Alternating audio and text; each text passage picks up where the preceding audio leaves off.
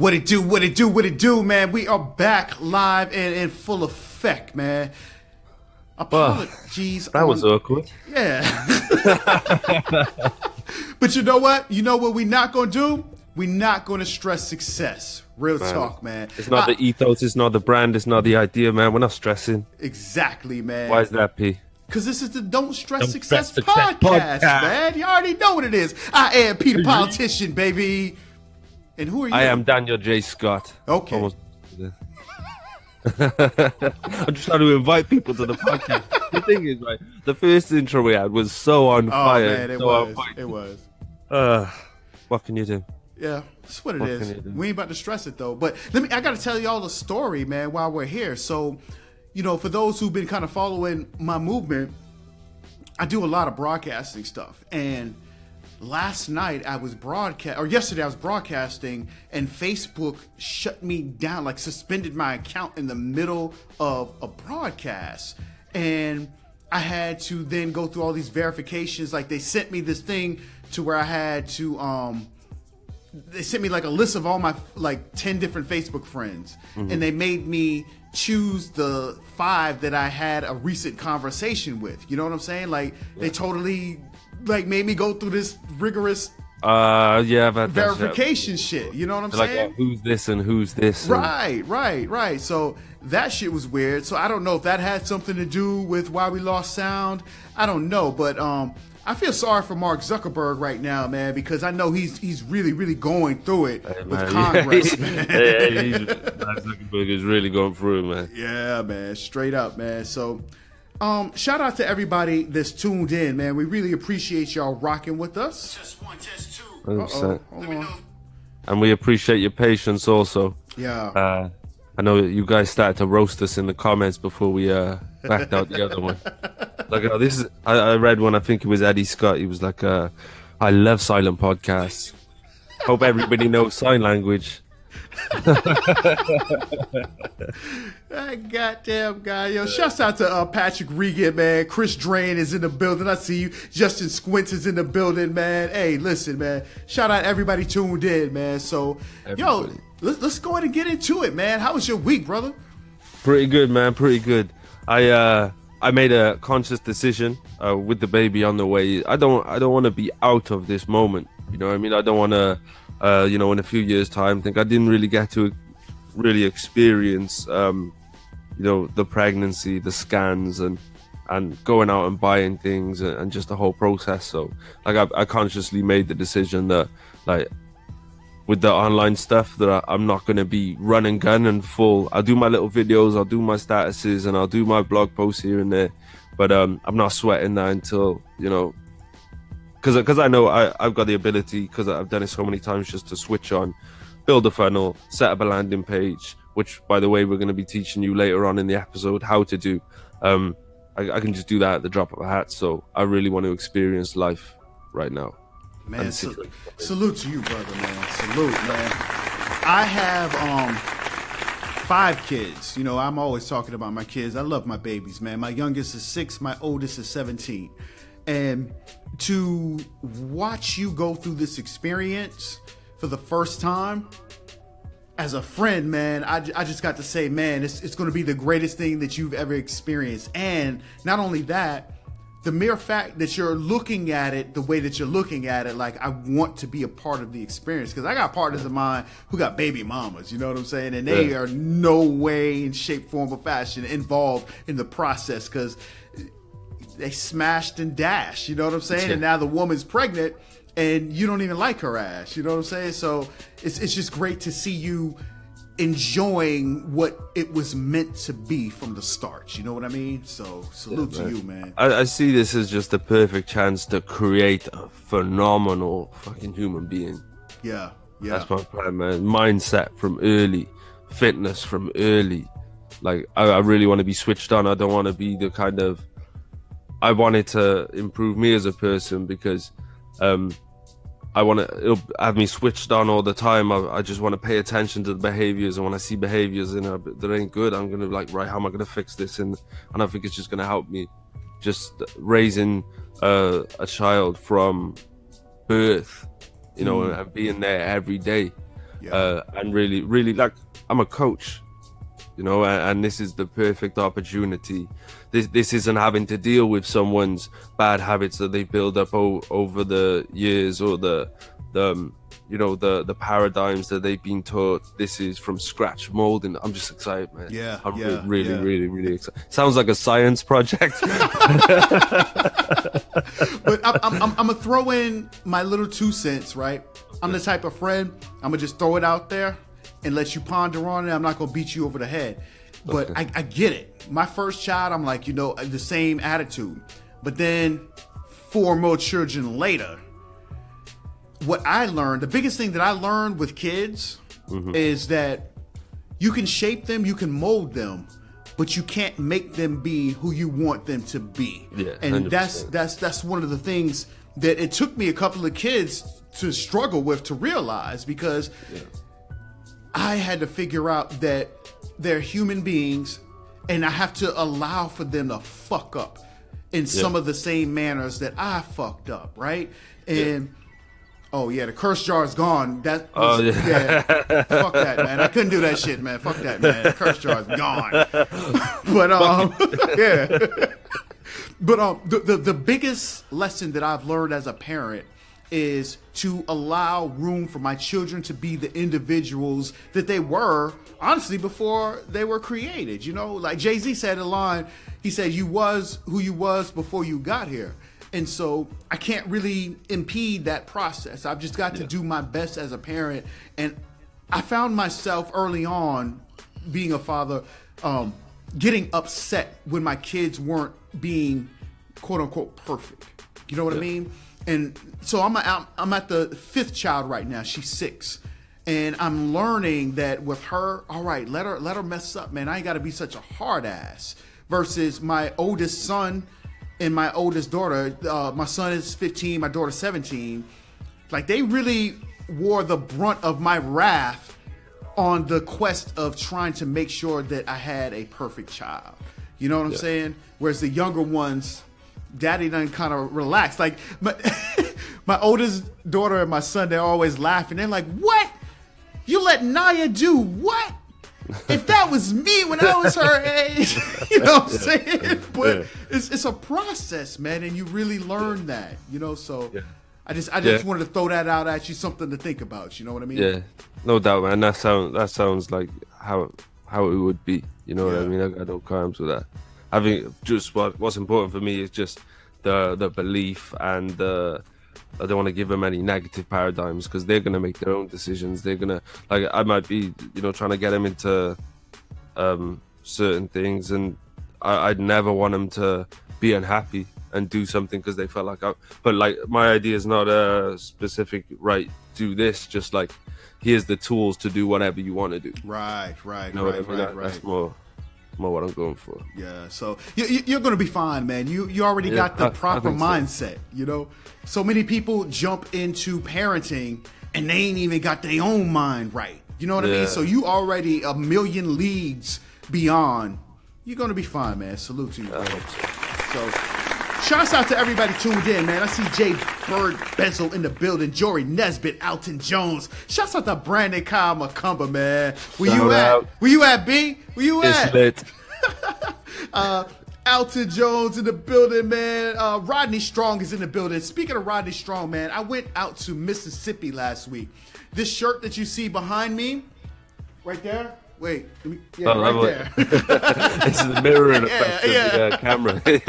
I went out to Mississippi, man. Shouts out to Rodney Strong, a.k.a. Danger Row. And when I say professionalism, I had him on a show, on my Friday Night Live show a couple of weeks ago, man. He showed up to the party, and he brought gifts, man. This is his Pray and Grind t-shirt. So I've been telling you guys, if you send us stuff, then we'll promote it throughout the show, man. So shouts out to the whole Pray and Grind brand, the apparel. Shouts out to Rodney Strong, a.k.a. Danger Ro. He's out here doing his mother scucking thing. So listen, man, if you want us to go ahead and rock your... I couldn't rock this one. It's a little bit too big for me. And plus, you wouldn't have been able to see the PNG, so I hung it up. You know what I'm saying? But salute, man, and send us stuff, man. Let's go ahead and get it in. No doubt. You can inbox either of us, or you can email don'tstresssuccesspc@gmail.com. And we'll check everything out, you know what I mean? Like we said before, man, don't send us no, you know, iffy shit. Yeah, I'm not gonna wear a devil shirt, man. If that had Satan on it, I'm not doing it. I'm sorry, just not doing it, man. So, but hey, man, if you got some fly gear and you want to get in front of some eyeballs, hey, we'll be happy to wear it, put it on the walls, however you want to do it, or however we see or you see fit, or we collectively see fit. There we go. There we go. This is teamwork makes the dream work. Damn right. Teamwork make the dream work. Real talk. So Al Mealy is in the comments right now. Shouts out to him. He asked, how do artists send music? So Al, I just kind of want to let you know, this particular platform, we don't play music throughout it, but on Fridays I have a show called the Friday Night Live Show, where that's the platform where the music is actually being played. So inbox me and ask me that same question, so I'm reminded to show you exactly how you can submit your music. But for right now, man, this is the Don't Stress Success podcast, man. We're talking about life in general, man, and how you can do a little bit of a better job becoming successful, man. Whether you want to be a parent, whether you want to be the best that you can be at your job, whether you want to make music, or whatever you want to do that you define as success, we're here to talk about it, all right? So 100%. Let's go ahead and jump into some things real quick, man. So, ooh, spicy this week, folks. It's spicy. Oh man, so hold on, man. We talking. Let me get it together on my end real quick. But so in the news, man, I've been hearing about Conor McGregor, man. What? I'm a slow leak sometimes because I stay so busy. I don't always pay attention to what's going on. So. Yo, man, D Scott, man. I just dubbed you D Scott. Everybody's got a nickname with me, D Scott, man. Okay, yeah, that works, man. it ain't a lie. You know what I mean? Yo, what's going on with Conor McGregor, man? Okay, so basically, Conor McGregor has had beef with this guy Khabib for a while. Not like that they've done anything to each other, but they're just competitive, and they Khabib wanted his title and blah, blah, blah. They're just fighters at the end of the day. There's a guy on Conor McGregor's team called Artem Lobov, and Khabib walked up to Artem Lobov. Artem was on his own. Khabib was with like 15 people, and they cornered him and they slapped him up and said, "Oh, where's Conor? We're looking for Conor. Tell Conor come see me," and all that kind of stuff. Now, Conor's back at home in Ireland. He hadn't flown over yet because I presume he was going to be there for the fight because Khabib was fighting a few days after he had slapped Artem Lobov. And Conor answered. We said, "Where's Conor?" Conor answered. He showed up. He brought about 20, 30 guys with him on his private plane. They touched down in New York, headed straight for the UFC media day or weigh-in, and put it on Khabib. Khabib was on the bus with a bunch of other fighters, not necessarily with him as a team, but just like other fighters who were fighting on the night. Conor McGregor turns up with like 20, 30 people. They're demanding Khabib gets off the bus. He won't get off the bus. So they fucked the bus up instead. I think you've got a clip, right? Yeah, let's go. Let's jump into it, man. Let's jump into it. Hold on. So this is from TMZ. Shout out to TMZ, man. They're always reporting the gossip for us. Illuminati, man. They go at everything.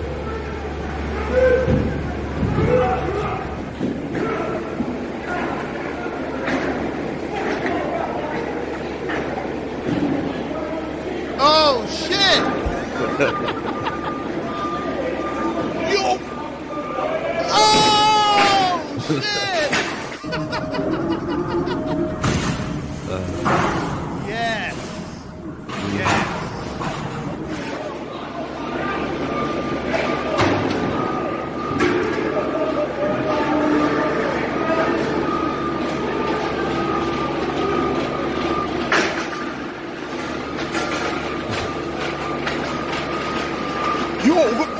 I got everything on video. McGregor, say let's McGregor. I don't know. Yo, son, you gotta put your phone a little bit lower. Crazy. Hold on, let me turn this down, man. I think we got the gist. Let me turn that down, man. Hold up, man. Oh, man.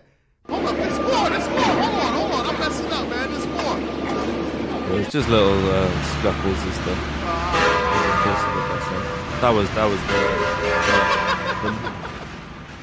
Yo, why low-key Conor McGregor ride or die, bro? Yo. the thing is, right? So I'm late to this story, man. So this is like my genuine reaction. I'm late to this story. Let me tell y'all something, man. Anybody in my team, if y'all don't ride for me like that, get the fuck off the team, man. That's just how I really feel. You know Give him what some I mean? hand claps. Give him some. Goddamn right, man. Straight up, man. The thing is, right, is the narrative on the internet now is just a bunch of fucking snowflakes that never seen nothing in their life, never been punched in the face, never had to. At the end of the day, right, Conor McGregor's boy got slapped. And the person who slapped Conor McGregor's boy said, "Where's Conor?" as if he was going to do it to him. Conor answered. Conor showed up. Conor couldn't get to him on the bus, so he smashed up the fucking bus. When I was younger, I was in some shit. I was out there doing bits and pieces, right? And stuff like that happens all the fucking time. If you, like, everyone on the internet that's talking about it and taking a negative stance on it, they're just fucking snowflakes. Like, I'm not saying that what he did was good. At the end of the day, what else is he supposed to do? If we can't get you, we're gonna fuck up your car. There's been times where we can't get to people and we kick their car in. You know what I mean? Like, it is fucking any means necessary to send a message. That's all he was doing. He was sending a message. He's like, you can't slap my boy and you can't call me out without something happening to you. And at the end of the day, Khabib didn't get off the bus. And so what he got locked up? He had to pay like a $50,000 bond. Yeah, he had to pay $50,000 for himself and $25,000 for one of his friends. Only one of his friends got caught on camera. Criminal damage, you know. Yeah. Man, because Conor did it himself. Let me tell you, man. Hire some guys to go down there or send his boys down there to do that. Conor turned up. He was the one who put the fucking dolly through the fucking window. Yeah. And man, I'm telling you, man, I don't condone violence, right?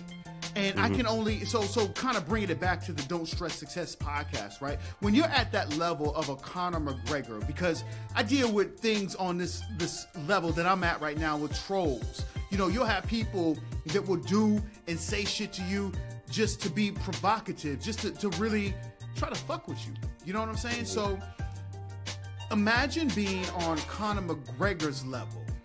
You know what I'm saying? And the trolls that he has to deal with on that level. So, number one, I salute him for being a solid friend. Because straight up, anybody on my team, if they ain't riding for me like that, fuck off the bus. Yeah. Bye-bye. Because I'm going to ride for you just like that. You know what I'm saying? I'll take a L for you in the name of us being friends. You rocking with me, I rock with you. You know what I mean? That's why I always say the phrase, let's rock. You feel me? So for me, all the people who are giving him flack, I don't know if I agree with that, man. Straight up. It wasn't alcohol induced. It wasn't drug induced. It was just like, okay, if you're going to slap my friend in front of the whole world and then call me out, we got to handle that. Sorry. He came with an answer. Yeah. So, you know what I mean? That's what it is. I'm sure he would have just had a fight with the guy if he could have, but he wouldn't get off the bus. Yeah. That's what I'm saying, man. Trolls are bitches. Come on. How you gonna call somebody out like that? You gonna slap somebody's friend, call them out like that, and then not get off the bus? Come on now. You know what I mean? The thing is, like, what a lot of people are saying is like, oh, of course he didn't get off the bus. There was 20 or 30 of them, but there was 15 of you slapping up his friend. You know what I mean? Man, nah, man. Salute to Craig McGregor. That, honestly, so I'm not really into boxing. You know, I'll catch the main events and stuff like that. That right there, for me, what that done is kind of boosted his, what do you call it? What's the word I'm looking for, man? His stock. It boosted his stock in my mind. Yeah, So it's good. Like I think he made the, his decision. While it may not have been right, I think it was good. Not good as in like good for the world, but for him, he answered, he spoke, he put himself forward. He handled his own business, and I think the real ones are going to appreciate him a bit more now because he showed up. Yeah. That's what it is, man. It is what it is, man. Shout out Conor McGregor. You can take the boy out of Ireland, but you can't take Ireland out the boy. Yeah, man. So, all right. Let's go back to the crowd real quick, man. See what they got to say, man. Shouts out to Lisa Seashell. I see you, baby, man. What it do, man? Pooksa Scott says, peep the graphics, son. Word. Chris Drain says, what's good? He also says, salute. John Striegel in the building. He says, damn. Mr. Wizard, Jonathan Wizard says, good thing the swear jar is gone. True story.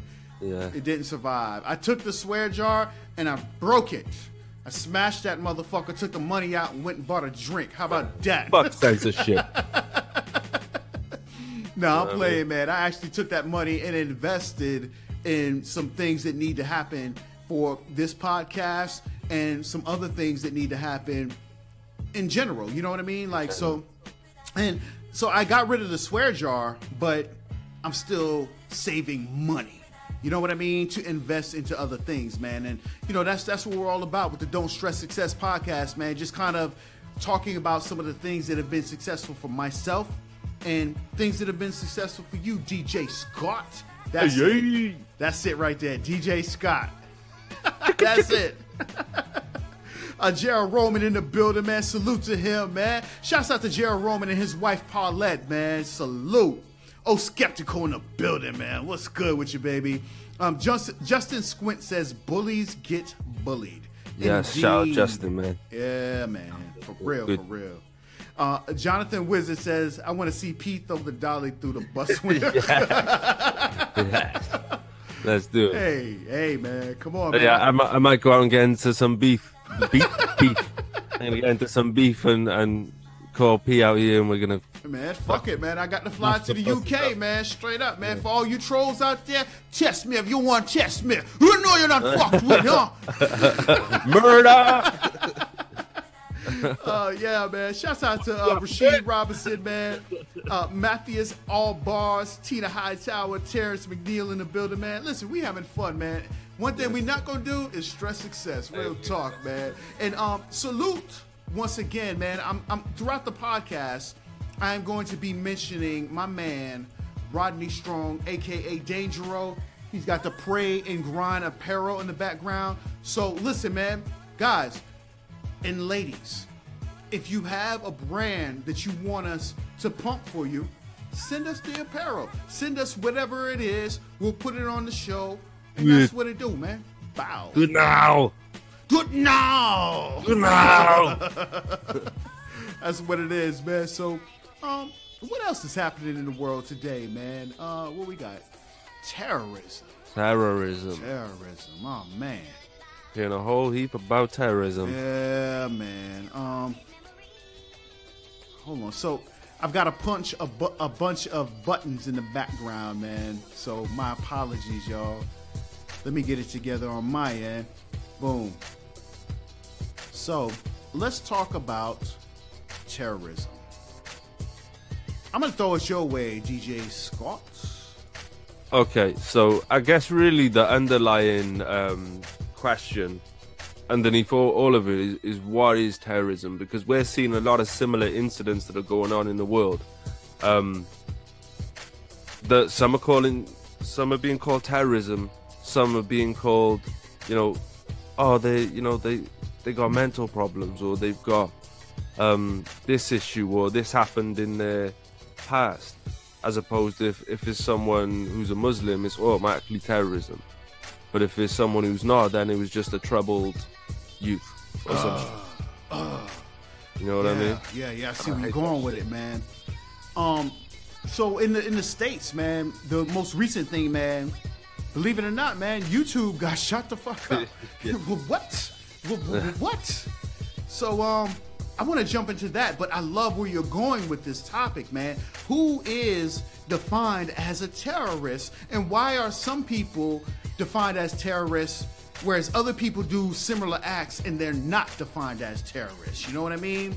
Yeah. So I want to talk about this YouTube shooting, man, because I know some people that work out there at YouTube, man, and I can only imagine they're like low-level people, you know what I mean? I can only imagine you're working, you're trying to get through your day, and all you hear is pop, pop, pop, pop, pop, pop, and you now ducking for cover, man, you know what I mean? So let's kind of go through this, because from what I understand, the chick that shot up YouTube was upset at YouTube because YouTube pulled some of her videos, you know what I'm saying? So,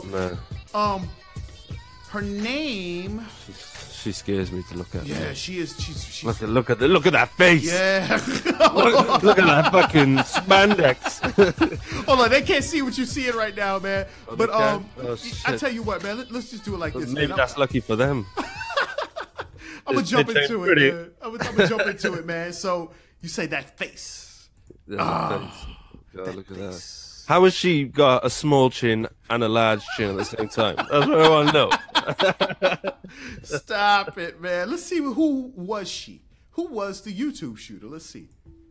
The YouTube shooter, Nassim Aghdam, was widely known on Iranian social media as Nassim Sabs, which means Green Nassim, because of her advocacy for animal rights, healthy living, and veganism.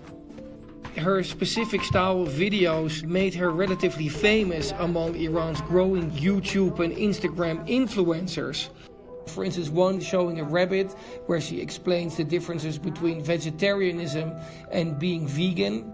In another video, she explains the benefits of eating a papaya. One of her most well-known videos here is one where she is wearing a revealing purple dress.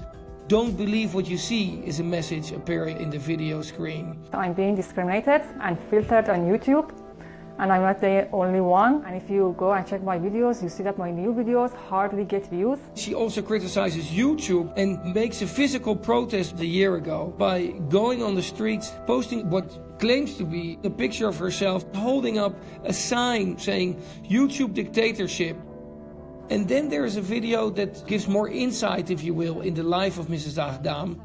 She had fled her native Iran decades ago. In that video, she explains that even though she was a member of the Baha'i faith, which is a persecuted faith in Iran, she doesn't really like life in the United States. And she literally says, in Iran, they kill you by axe, but in the United States, they kill you with cotton, an Iranian expression for saying that she is dying a slow death in the United States. When it comes to freedom of speech, do you think that Iran is better than USA, or USA is better than Iran? She was also repeatedly being teased online for her comments. Many Iranian users in social media would ridicule her, would tell her that she's crazy. And in one video, she actually explains that she's doing very well and that it's actually the people who are making those comments who are mentally ill. She also criticizes Instagram by saying that her followers are all real. She actually has several Instagram accounts. She also had a Telegram channel before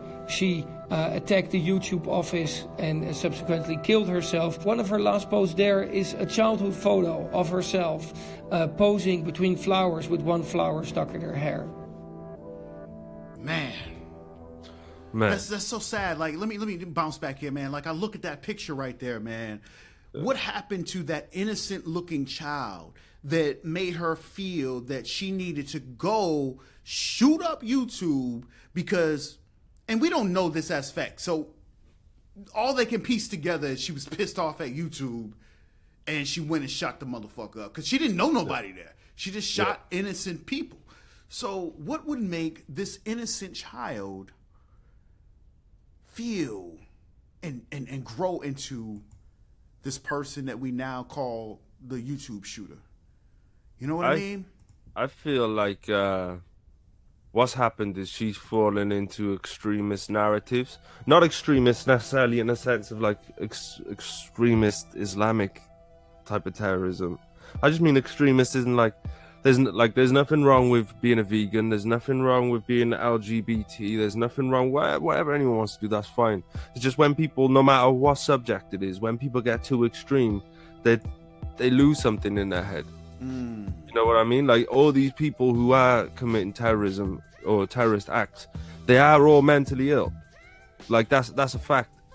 And I don't like the fact that the media like leans on that, depending on the color of someone's skin or whatever, whether they're mentally ill or not. They're all fucking mentally ill, because there's no way I wake up in the morning and think like it'd be a good idea to go out and plant a bomb today. You know what I mean? Or I'm just sipping my coffee and go, I feel better now. Better go get my gun and shoot the school up. You know what I mean? They're all mentally fucking ill, no matter what they're called. Like they've fallen into extremism, and I think it just distorts their reality when you go too far along one, because you know you've got the scale, you know what I mean, and here's neutral, the balance. I think if you go, you're not too bad going this far, you're not too bad going this far, but if you go either way too far, it distorts your reality and your upset stuff, where you like this, it becomes everything in your life. And if she feels like her message isn't getting out on YouTube, whether it's algorithms, whether they're holding her back because the content's a bit too far out there and controversial, she feels like they're trying to kill her because that's, you know, all she cares about.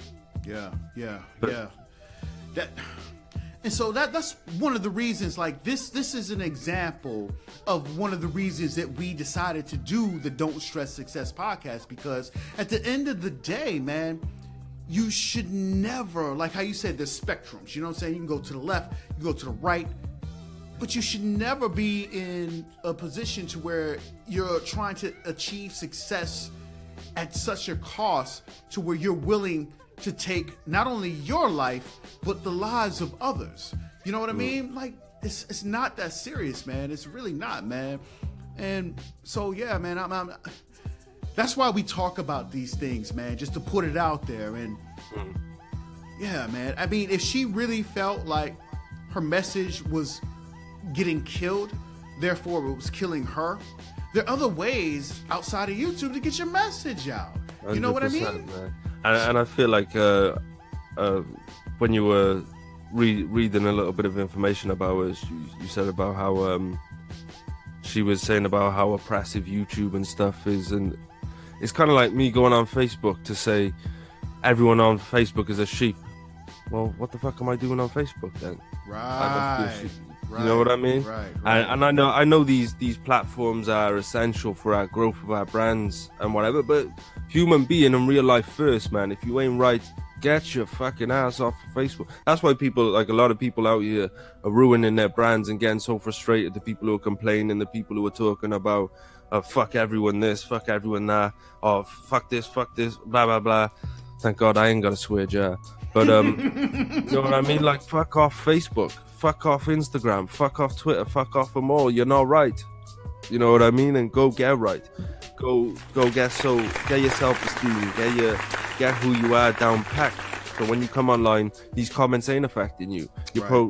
And at the end of the day, all she had to do was take a step back and think, right, this isn't working for me. What do I need to change? What do I need to do? And this is why, you know, her extremist views didn't allow her to, you know, consider this. Yeah, you know what I mean? Because she's so like, no, the whole world is against me. I'm right. Everyone's wrong.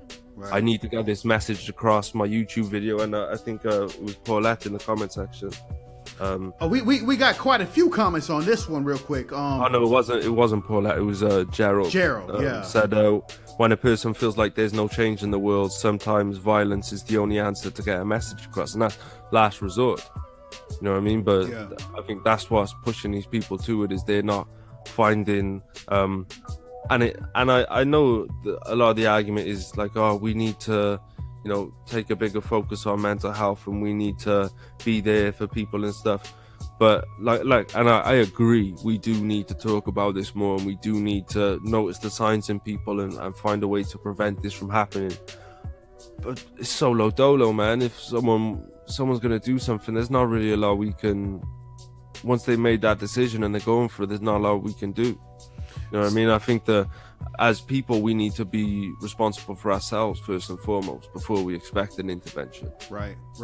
And that's like, this is our contribution to the world right now. You know, we have people who are watching us, and hopefully some of the things that we're saying will really strike a chord with people who may be on the fringe of not really understanding how to achieve success. Now, success isn't always monetary. Success may be successfully getting your message out. That may be how you measure success. You know what I'm saying? So that's why we're here, man. Don't stress that shit, man. It's really not, man. You don't have to get so extreme to one side or the next. Happiness is everything, man. That's the thing, is people ain't focusing on happiness. They're focusing on something external, whether it's to be the platinum selling artist, whether it's to be the most in demand speaking personality or best actor and stuff, and that's all good.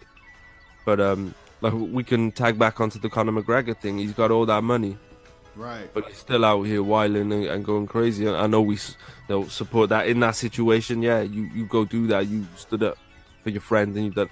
But I mean, like, let's focus on happiness. Let's focus on being content. Let's first know what it is that's going to make us happy. Yeah. I want to jump to the comments real quick, man. There's a lot of dope comments out there. A lot of people in the building. Will Thompson wants to know, hey, what's in that vape, DJ Scott's? We got the cherry menthol. Okay. Today. Yeah, man. Word. Chubb Rap says you got a few things coming from Chubb Studios, and he also says keep grinding. That's what's up, man. Chubb, man, for real. Hey, man, Chubb, man. Salute to Chubbs, man. Doing his thing, man. We are getting some really good comments, and I've noticed that the amount of people we've had live all episode has been around the 20 mark, which is pretty good. Yeah. Hey, man, we're on. We made it. We made it. Hey, you know what? We ain't made it until we got 100 subscribers on YouTube. Yeah, that's real talk, guys, man. we need 100 subscribers on YouTube so we can name the channel and make it easier to say. Go to youtube.com/Don't Stress Success. Like I've been saying, at the moment it's XY / and all that shit. That's complicated. We need to hit 100 subscribers. We're on like 76, so we got like 18 watching now. I can imagine a good, at least 10 of you are already subscribed, but you 8. Just search "Don't Stress Success" in YouTube. We're gonna come straight up. Next time, once we got 100, it'll be a lot easier. Yeah, absolutely, man. Salute to everybody tuned in, man. We'll go through some more of these comments, man. Sue Generous Don Gaffia says KMSL. I'm not really sure what that means, but we'll roll with it. Killing myself laughing. Oh, okay. It might have been when I said that. I think it was around the time I said that girl had a small chin and a large chin at the same time. How you do that? I don't know, man. But so Jaquan Fire Devon says, hella true, Muslims are not terrorists. So I want to kind of spin, and I know we're talking about this topic for a bit, but I think there's so many points that you can point out in this topic, right? So when we go back to what we're talking about, as far as the question is, what is defined as a terrorist, or what's defined as terrorism, right? So my thing is, you have a lot of people out there who are legally able to be terrorists, right? Like, for example, and this is not a bash session because I understand law and order, and I know that there are really, really great cops out there, man. I've met quite a few of them with my run-ins with the law. Honestly, there's been times to where cops have actually bailed me out of situations. You know what I'm saying? So this is not a bash session. It's just a reality session because you have some police out there who are true terrorists. You know what I'm saying? But they're able to legally get away with it because they are hiding behind a badge. Now, what is defined as a terrorist? How are some people, for example, let me kind of just break this down, man. And I'm going to put the police aside for a moment, right? How is it that whenever a white kid shoots up a school, oh, he's had mental health problems, oh, his family was this, his family was that. But whenever a black kid shoots anything, he's a gang member, He's a thug. He's this, he's that. But maybe the white kid and the black kid are suffering from similar disorders. You know what I mean? Why is it that the black kid gets stigmatized as a criminal and the white kid gets stigmatized as, oh, he has mental problems? And that's what the core question is for me. You know what I mean? What is a terrorist? Yeah, and I think if we're saying that all Muslims are terrorists, we got to say that all white people are KKK. We got to say all black people are gang members. We got to say that all Chinese people know Kung Fu. You know what I mean? Like, Well, and we all know this isn't true. None of those statements are true. So we can't say that Muslims are all terrorists.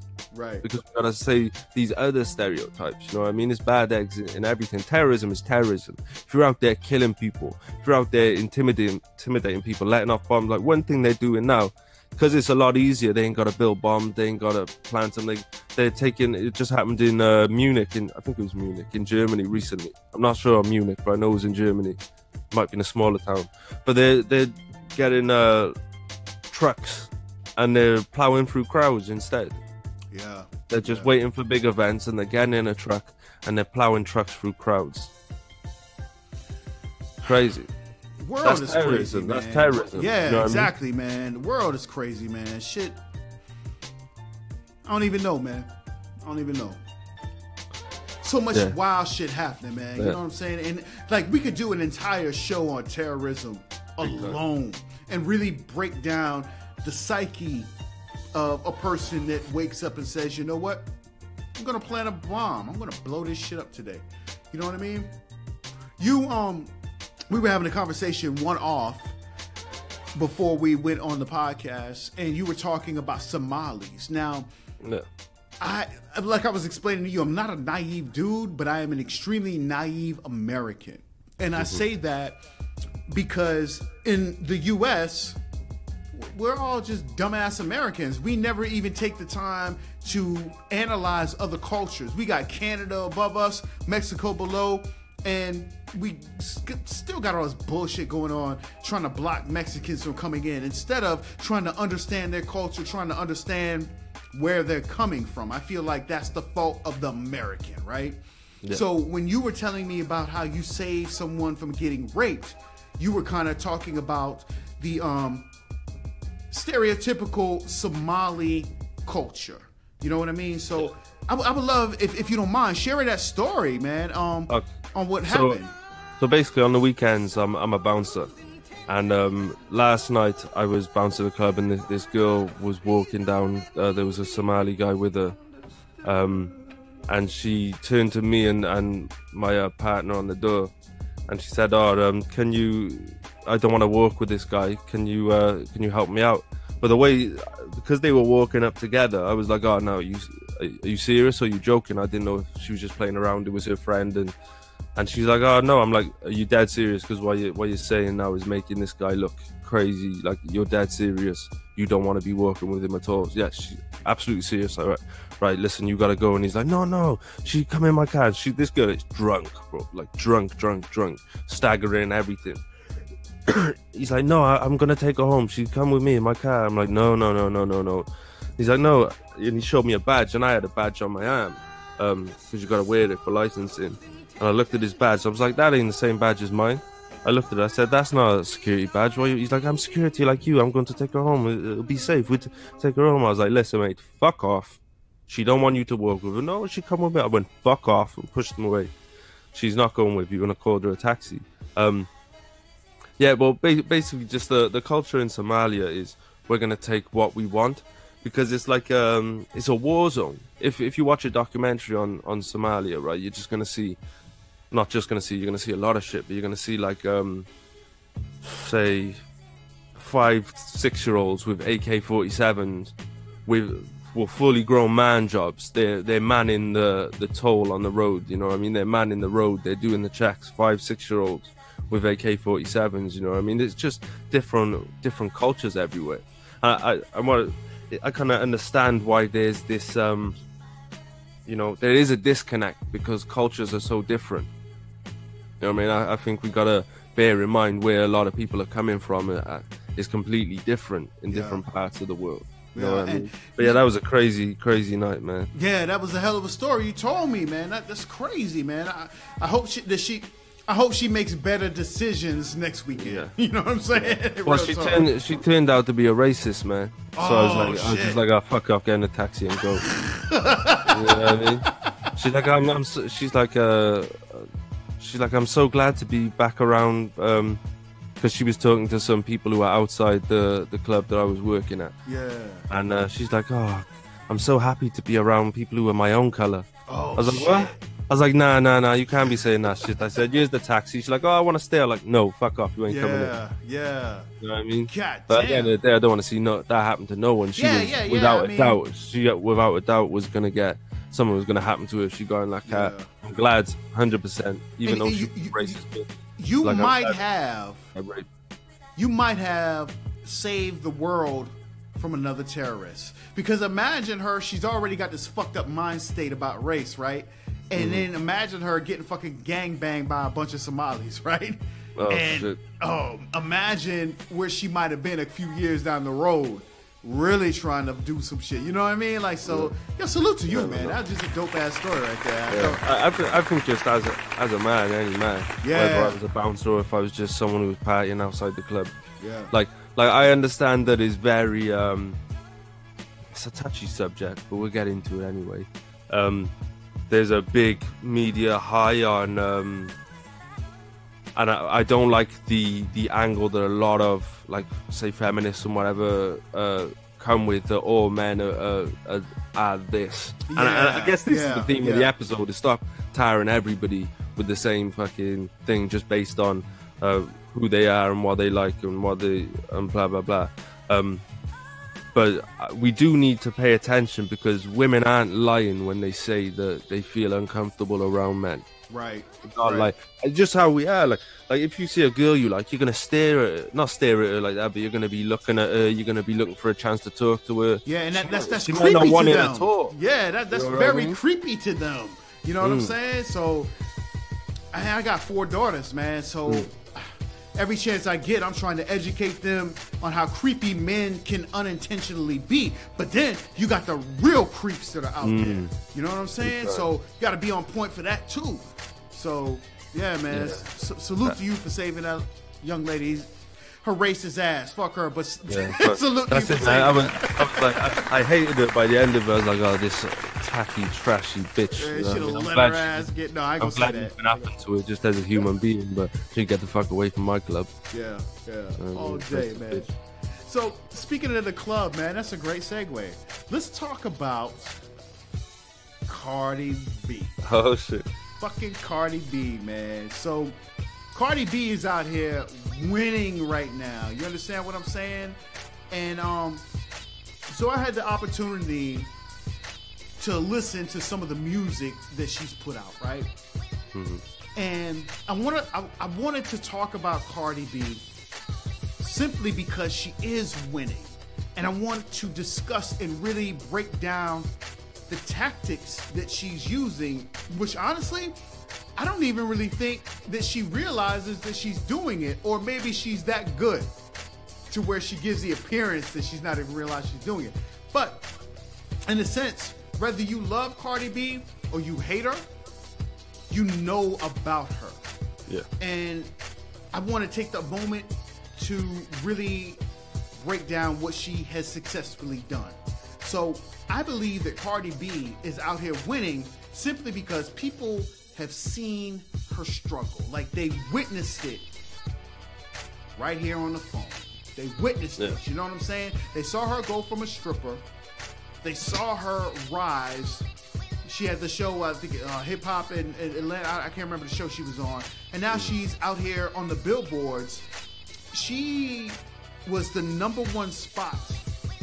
The first female that was #1 on the billboard since Lauryn Hill. So that right there tells you that the people are riding for her. And why the people are riding for her is because of how she has successfully shown you her life, right? So this not only is for musicians, this is for anybody with a brand out there.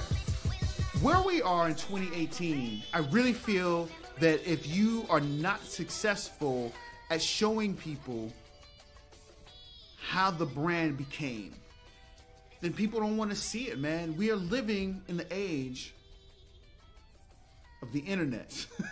We're living in the age of technology, man. People want to see you. They want to see how personable your brand is. They want to see how personable you are. I used to sell cell phones, right? I used to run an AT&T wireless store. And it was my job to make sure the 13 people underneath me were successful at selling. And one of the things that I would tell them was that people can go anywhere to get this cell phone. So what are you going to do to separate yourself from them going down the street to getting a phone somewhere else? So I would tell my sales reps, talk to your customers about anything except for a phone until the opportunity arises, and show them how they can use a phone with practicality in their everyday life. And by doing that, people are now buying from you the same product that they could bought from anywhere else. People buy from people that they like, not necessarily from the products that they need. You know what I mean? So that's why Cardi B's winning, man. Salute to her. That's how I feel. And that's a beautiful sales strategy. I'll get onto my views on Cardi B, but that's a beautiful sales strategy because you're finding out this information. So like you find out that they like to go to the cabin with their family every summer, or they like to go watch ice hockey on the weekends, or some random shit. And you say, well, this phone has got a 15 megapixel camera. It's perfect for sharing those moments with your family when you're out at the cabin, when you go into the ice hockey games. And I think that's what a lot of people lack in sales, especially music, because they don't treat it like sales. People just think hot music, people will get it. You know what I mean? But it's not. It's still sales. Like, you gotta sell free shit nowadays. People won't buy you. People won't take your free shit till you sell it to them. Not sell as in like put a price on it, but sell it to them, make them want it. I think that's what a lot of people fail to do, man. Is really listen to who they're trying to get to buy from them, so that they can weave the story and weave the examples into it. But Cardi B, I love her, man. I think she's incredible, and I think that's why she is doing so well. We all love her. We were saying just before we got on about how, like, with Cardi B, you watch her and she makes you laugh. She got that infectious laugh. She's like sat on Jimmy Fallon and stuff like that. She got everyone in stitches. She doesn't take herself seriously. She's just fun. And then you look at Nicki Minaj. Like, every time I see Nicki Minaj in an interview, I think, what a fucking bitch. Real talk. You know what I mean? Like, who does she think she is? She's got an ego out of this world, whereas Cardi B doesn't seem to have much of an ego. She's just down to have fun and laugh and enjoy her life. And I think that's where we're going right now, is look at life, man. If you look at life and take life too seriously, you realize how fucked up everything is. Yeah. That's not what we want to watch on our downtime. That's not what we want to see and listen to on our downtime. You know? Yeah. A lot of us, anyway. That's why club music does so well, and happy music does so well, because it's like, if you look at Pharrell's song Happy, how that blew up, because it just took everybody out of this miserable life if you look at it too close. Yeah. You know what I mean? So I want to run a pick and roll off of what you're saying right now, man. For all my basketball fans, man, it's the pick and roll right here, right? So you said something earlier to the effect of going back to selling, right? Mm-hmm. So first of all, I want to talk about selling doesn't necessarily mean you're putting a price point on what you're doing, because let's be honest, man, as a human being, the moment that you were conceived, you got to sell shit. You had to figure out a way to swim through that sperm and make it to the ovary. You understand what I'm saying? Like, real talk.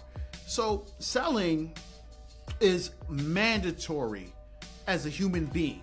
Whether you're a 6-year-old trying to sell to her daddy to let him let you go outside, or you're a musician trying to sell your brand to the world, or whatever it is, we're always selling, right? But I think that people need to understand that selling isn't necessarily putting a price point behind what you're doing. So going back to my days selling mobile devices with AT&T, I really want to touch on this. And so I'm going to just pretend like I'm having my Saturday morning meeting with my staff. And what I would tell them is that, and you made a great point, DJ Scott, when you said that you talk about the ice hockey. I can't quite remember exactly what it was that you were saying with the ice hockey, right? Like they could take videos at the game or whatever, you know, with the 15 megapixel camera and the low light quality, like low light camera and shit, you know. Exactly. So the name of the game with your brand is, number one, finding out who your customer is, all right? And once you find out who your customer is, then you've already achieved the first hurdle. Now, how you find out who your customer is listening to them, which means you're not pitching a brand, you're not selling anything per se. You're listening to your customer and you're trying to find a resolution for problems that they have. If you're listening to your customer, they're eventually going to tell you the problems that they got. Mm-hmm. And then you're able to successfully interweave a solution for them. You know what I mean? So that's all that sales is. Going back to my 6-year-old, okay? My 6-year-old hit me up. Daddy, can I go outside and play? She has to sell me on the idea of going outside to play when it's like 8 o'clock at night and it's dark as hell, right?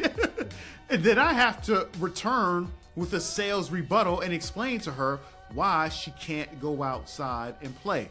It's dark. The boogeyman's out there. I don't want you to come home and get eaten by a raccoon. Like, these are the different things that I have to explain to her. So the name of the game with sales is not necessarily putting a price point behind it, but it is explaining people the benefits and the solutions to their problems. Absolutely, man. And one of my first jobs was in a call center, and spiritually draining. But I learned a lot of stuff in there, man, because they taught us how to objection handle. Like 9 times out of 10, like I've experienced it on the other end where people will be like, hey, yo, want to buy my album, or yo, buy my beats even though I'm not a producer or something, or anything. They're just trying to sell me something. And I'm just like, no, I can't because this. And they're just like, oh, well, fuck you then. You know what I mean? Whether they say it or they just think it. But like in sales, you say, oh, no, it's okay because this, you know what I mean? Oh, that problem there, that's okay because this solution that what I have provides. You know what I mean? I don't see a lot of it. Maybe in the last 100 people I spoke to that tried to sell me something, maybe 2 or 3 actually objection handled me. Say that phrase one more time. Objection. Go for it. Objection handling. And I think that this is like I was saying when I was speaking previously, it's something musicians don't see themselves as salespeople, where you've got to see yourself as a salesperson. You've got to get better at sales. You've got to know already. Fuck listening to the podcast to find out what objection handling is. This is basics of sales. You know what I mean? But I understand that when I taught in music, you also saw music videos growing up, and you also saw interviews and documentaries growing up where you just saw insert rapper, good music, made sales, got famous. You know what I mean? You didn't see the process of, right, this person had to learn how to sit in front of record label execs with their numbers and say, these are the numbers I'm doing. This is the strategy I've got. This is blah, blah, blah. It's not a rags to riches thing in a sense of like someone's going to find you and put you on. You've got to learn, especially now, you've got to learn how to conduct sales. Just you could, and the thing is like, you could just go on Google right now and type in how to get better at sales. You know what I mean? And you're going to find some information that's going to teach you how to get better at sales. It's that simple. I mean, it really is that simple. And the thing everything I've got, man, everything that I built, the whole of Get Rich Rapping, man, I made over 40 grand off Get Rich Rapping. Yeah. And it was all off a fucking Google search. Yeah. You know what I mean? And then just, the blog post has to do this and that. So I went and done this and that. If people aren't looking for the information, they're not going to know. Yeah. And the amazing thing to me, man, we're in the technology age right now. Mm-hmm. Everybody across the world is connected. We are doing this podcast right now. You're in the UK. I'm in the US. It's 1:40 over here. What time is it over there? 6:40. There it is. We're hours apart, and technology has brought us together. You understand what I'm saying? So there's no reason, there's no excuse to not figure out what you want to do. Mm-hmm. The truth of the matter is, are you willing to put in the effort to figure out what you want to do? It ain't for lack of resources, man. There's no such thing as lack of resources anymore. I'm just a firm believer of that. You know what I mean? Big time. You might not have all the dollars to do your whole grandiose scheme of what you want to do, but you can start off and you can make money to build up to the grand scheme of what you want to do, man. And that goes out to all entrepreneurs, man. I see so many entrepreneurs, they cut their heads off before they even ever get started because they're looking at the entire vision instead of looking at the steps that it takes to get there. You know what I mean? So, right. And I think if you don't make money, you need to make time. And if you don't make time, you need to make money. And if you don't do any of that, you're fucked.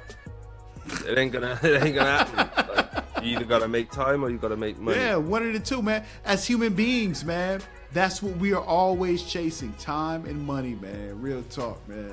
And once you grasp that concept, you'll find the balance in between the two. Because from the moment you wake up every morning, you're chasing time, you're chasing money. So find the balance, and there it is, man. So. Wow, this is a dope conversation, man. Yeah. What we got next, man? We talked about Conor McGregor. We talked about terrorism. Let's talk about the landing page, man. Okay. Let's landing page. That's the next one we got to talk about, man.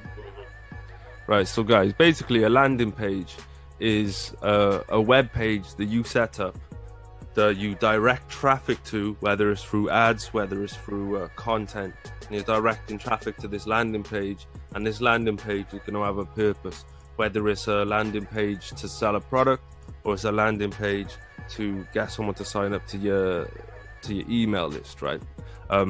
What you'll find is, if you look at a lot of the ads, people aren't sending you to the main page of their website. They're not sending you directly to their video. They're often sending you to a page that says sign up for this free thing, right? With most of the ads you're going to click on. So what I'm going to do is teach you how. Would you be able to flick my my screen on from here? You know what? Go ahead and do your screen share. And I got to? Yeah, true. I got to do it on my end. That's right. Bear with me, folks. Okay.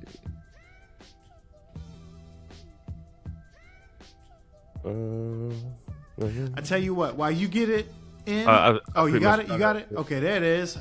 All right, present to everyone. Does that? There we go. So everyone can see my screen now. Yep. Okay. So I use something called Landing Page Monkey. When I bought it, it was like, this was like 2-3 years ago. It was $27, a one-off price. But I think nowadays, I did bring it up to have a look. You can get a 14-day free trial. Well, not free trial, $1 trial. So if you want to try it out for $1, you could do that for 14 days. I think it's $37 a year after that. I only paid once because I got it so early, so I never have to pay for it again. But this is the inside of it. And what I want to do is basically create a page with you. So we just give it a name. It could be anything. You know what I mean? And then it could be any color. Click here, submit, and your headline goes here. So you might say like sign up for free ebook, just as an example, right? Oh, complete the wrong shit, right? Yo, this is why we live right now. one day only. We just randomly say one day only, right? I've preloaded a logo. You can do loads of different stuff with this because you can obviously change all the colors. You can have a background image. You can have a video playing in the background. You can even have a video playing on the page itself. And if you've got an autoresponder, and I'll show you which ones it's compatible with, Aweber, MailChimp, GetResponse, they're basically the three main ones if you're utilizing email marketing. You can go back to the last episode if you want to download my free guide. Oh, I'll tell you what, go onto YouTube, go on to any one of our videos, type in Don't Stress Success, comment on any one of the videos, hashtag Don't Stress Success, and I'll get in touch with you and I'll send you a free guide on email marketing. This is the next step of that, essentially creating a landing page. You could say I will sign up with Aweber. If you've got Aweber, you go into your tools, options, list options, you put your ID there. This is all stuff that unless you're doing it yourself, it just don't matter if I tell you or not, because you can just work your way through it. And then you create a page. If we preview,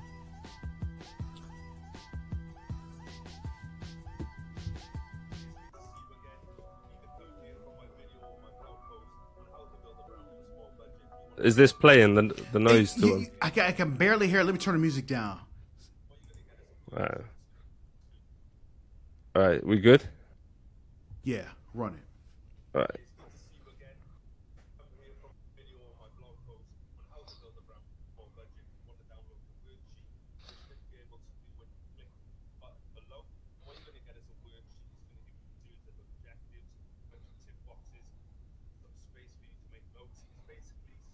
Matter of fact, where can I go? I can pull that up and actually get people to really understand. Where can I find that at? This is unpublished. Ah, gotcha.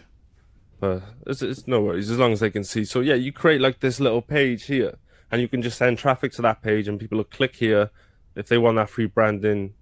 Okay, this form, I didn't finish this form, but it would awkward. But it would say like name and email, and then it would have two boxes by there. And then boom, sign up. Basic way to set up a landing page. We just like to, every episode, put something practical, something you can go and do right now. And that's my offering for you this week, folks. Landing Page Monkey. Like I say, $1 for 14 days. I'm not getting no commissions off this. All you got to do is Google Landing Page Monkey, and it's going to come up. And then you're going to get this. And then you can make multi. I've got to log in again.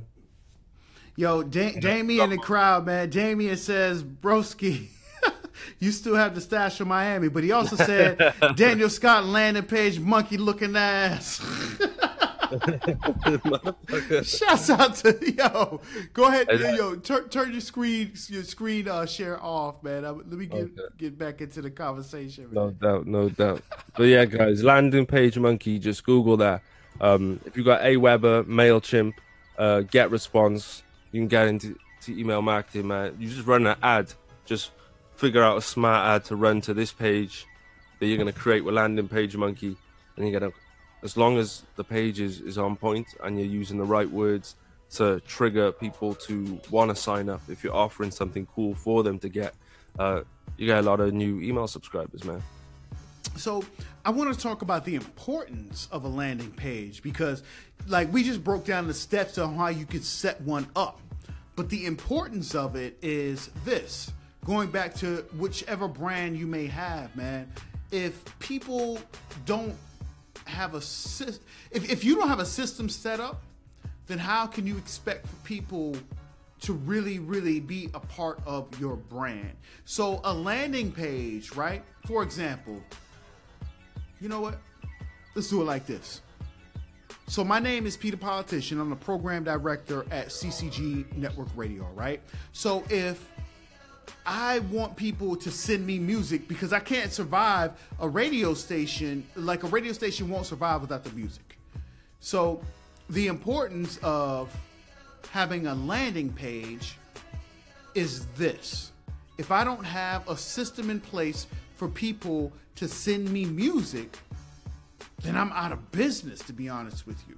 So I may go on Instagram and put this landing page out there, which consists of me having a link that you can click on that will allow for you to send your music to, right?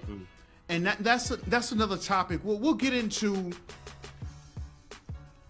Let me get it together here. My mind is racing right now, man. Forms. Oh, okay. I use a service called Jotform. And what's really dope about Jotform is that I can collect so much information from people in a simple version of a form. So when you fill out that form and you send music to me, then I know your name, I know where you're at on Facebook, I know where you're at on Instagram, and if you opt to, I know your telephone number. So I'm able to really, really build with you on a level that is way deeper than me putting a post out on Facebook that says send me music. You know what I'm saying? I'm now getting you into what's called a sales funnel. And the reason a sales funnel is important, because you want to collect information on the people who are out here that's really involved with your brand, really involved with your movement. Because you'll have people out, you'll get confused if you don't have a sales funnel. If you don't have a way to collect information on the people that are really, really out here supporting what you got going on, they're really supporting your movement, then you're done. You'll never know the difference between the occasional, oh, I just bumped into this, let me see what this is about, and the people who are really supporting you. So that is why a landing page is important, because from that landing page, you're able to spin off into collecting information, man. And so that's why that's so important for whatever brand that you may be out here pushing. I just use mine as an example, but yo, DJ Scott, man, he's been doing this for years, man, and I've actually learned a lot from him. You know what I mean? So salute, man. Yo, salute. Yeah, man, like information collecting is important. That's what Facebook's making their money from, man, is collecting information. That's what all these websites are. That's we were saying, was the last episode where we were talking about Amazon? Yeah. Like Amazon won the war because they collected everyone's information. Mm-hmm. They know what you want, they know what you like, they're advertising to you everywhere you go. Yeah. They collected your information, and we need to be doing that too. You need to be collecting information about your fan, the people who are engaging with you. You gotta find out the information about them, like what do they like, what do they do, what are they interested in, and that's gonna help you construct a strategy to your brand. You know what I mean? You're finding out, oh, everybody who's liking my music likes to eat at Checkers, for example. So next time I do a vlog, let me eat at Checkers. You know, and it sounds stupid and like a petty thing, but it works. Yeah, you know it really does. Like so that's another great spin-off into the thought that I'm thinking right now. We do, or what's required may seem like it's petty, it's stupid. Let me not do it. I don't even want to do it. But once you do it and then you see the results, pow, there it is, man. I had somebody, what did they say to me, man? Let me tell y'all a story, man. Shouts out to Johnny Fame, man. Johnny Fame put a post out, and this isn't verbatim, but he put a post out that said that one of his friends opened up a barbershop right next to another barbershop that had $5 haircuts. And in the post, he said, you know, I sat back and I thought about it, because they were like, how are we going to do this, man? They got $5 haircuts. And Johnny Fame was like, I sat back and thought about it for a minute, right? And then he came back a couple of days later with a sign that says, we fix $5 haircuts. Needless to say, the $5 haircut barbershop went out of business. You know what I mean? And his friend's business is flourishing. So sometimes all it takes is just one little thing, one little tweak to get you where you need to be. You know what I mean? So that's it. Just like one thing that sets you apart, one thing that helps you relate to it could be anything, man. I could list off a million things, but the point is, you know, information, data, man. Get the data. Yep, that's what it is. It is what it is. It is what it is, man. Hey, yeah. So, I think we're out of topics, man. Yeah, I'd say so. Not that we're out of topics. I think we could go with the topics we got. We could go all day, but yeah, all day, man. Let us live, man. Yeah, man. So, folks, let us live. Can I live? Can I live? I want to say one thing though, man. Real talk, man. What it is? I wrote this down. Yes. Embrace the chaos. I don't know how well you guys can see that. Embrace the chaos, man. I was having a really dope conversation with my friend DJ Scott, and I wrote that down, man. We were just kind of talking about life. And he said that, yo, embrace the chaos, man. Talk about it right quick, my brother. Gotta embrace the chaos, folks. You're not gonna get everything right. You're not gonna have everything figured out. A lot of people are gonna want to plan. A lot of people are gonna want to know exactly what's about to happen. It ain't gonna go that way. It's not. You hit the floor and everything starts going crazy. So you just gotta move from moment to moment to moment. And don't get overwhelmed by the fact that you're not necessarily in control all the time. Don't get overwhelmed by the fact that you don't know everything you need to do right now. Just keep stepping, man. Step by step by step. It's going to be chaos. Don't try and plan 10 steps ahead from now, because you still got to deal with the step in front of you. And then you got to deal with the step after that. So don't worry about step 10 and 20. You know what I mean? Just embrace the chaos. Embrace the everything's crazy. You don't know what to do, but you just got to truck forward, man.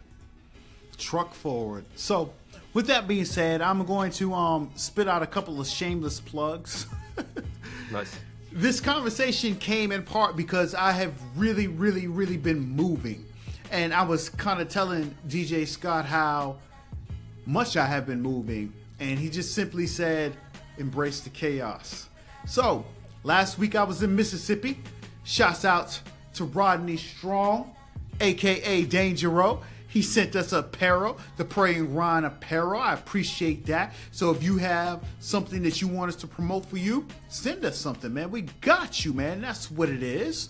Next, on the 20th of April, you can catch me at the 420 concert. If you're in the Charleston area, I'll be out, Charleston, South Carolina area. I will be at the Music Farm out there with Arch Nemesis. Shouts out to RYP Productions. Shouts out to Ernie Glover. That's what it is.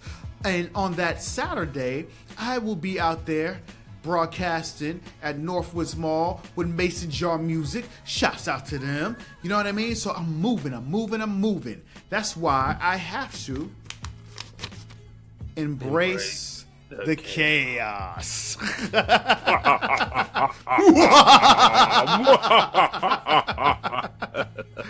Yo, man, listen, man. How you feeling out there, man? Go ahead, sign off, and let's get it, baby. Hey, it's Daniel J. Scott, Landing Page Monkey. Check it out. Conor McGregor, G. Do whatever you gotta do. Send a message sometimes. Cardi B, we love her. If we're saying that all Muslims are terrorists, we gotta say all white people are KKK, all black people are gangbangers, and all Chinese do kung fu. These were the messages of today. We have been the Don't Stress Success podcast. Indeed, man. I am PThePolitician, and who are you? I am Daniel J. Scott, or I guess I'm DJ Scott. DJ Scott, that's your new name. Now. I W DJ Scott, man. I'm gonna get a whole bunch of people hitting me up like, "Oh, yo, you a DJ?" No, no. Hey, listen, man. Shouts out to everybody that's been tuned in, rocking with us, man. We really appreciate it. This is the Don't Stress Success podcast, and we out. I think that was one of the best we ever done.